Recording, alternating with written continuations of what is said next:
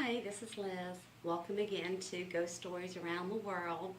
And part of our series was going to be one from another country, and this week it is from the United States. This ghost story is quite a bit more personal to me.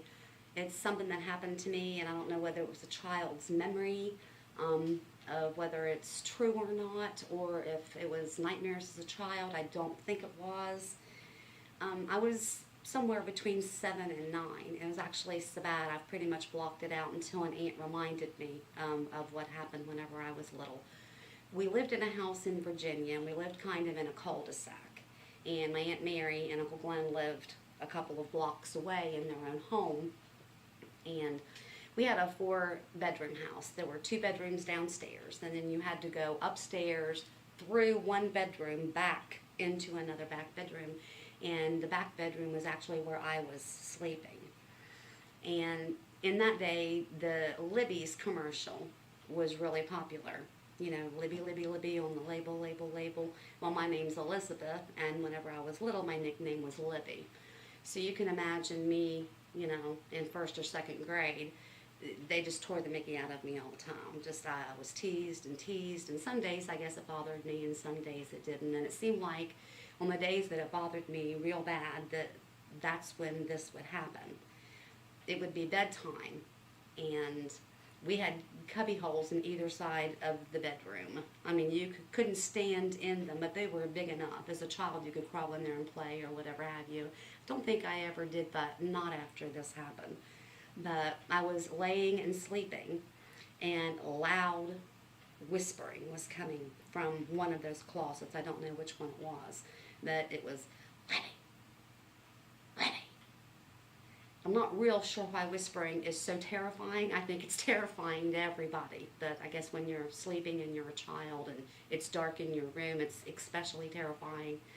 I know the first couple times that happened, I snuck into my brother's room to see if he was the one, if he was awake, and if he was the one that was doing it. And he never was. He was never awake, and he wasn't the one that was doing it. And it got so bad, I guess I had gone downstairs so many times and woken up my mom and dad that eventually I ended up sleeping in the bedroom downstairs beside theirs because I just could not sleep in my room. So my Aunt Mary and Uncle Glenn that lived 2 blocks away, my Aunt Mary actually had an experience of her own. When we first moved down there, we're originally from West Virginia, and we moved to Virginia almost at the same time as my aunt and uncle. And my dad and my uncle both volunteered for the fire department in Virginia, and it was in the Falls Church area, Fairfax County. At that time, and I guess they still do, firemen had to take turns during the week staying the night at the firehouse. And one particular night Aunt Mary can remember that she said that she felt it many nights that someone was watching her, but this night it was so strong that it actually woke her up. And when she looked down at the bottom of the bed, there was a woman standing there who was dressed in last century clothing. It wasn't, like it was someone that had owned the house before her. And she said she just immediately knew what the woman wanted. She didn't know how she knew, but she just knew what the woman wanted.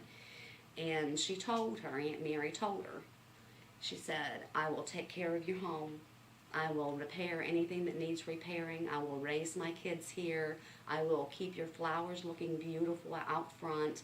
You don't have to worry about your home. I will take care of it. And she said she could tell it wasn't the last owner or even the owner before that. This was someone who had owned the house decades ago. And she said it was just a few seconds that the lady just stood and looked at her, just a few more seconds, and then she disappeared. And Aunt Mary said she never got that feeling again. So, like two creepy stories in one. But so not real sure if that area of Virginia was ever reported haunted before any of the houses in Falls Church or Fairfax County, but I know that I had a horrible time when I was a kid and was very happy to move out of that house and back to West Virginia when I was 9. And I kind of think Aunt Mary was too.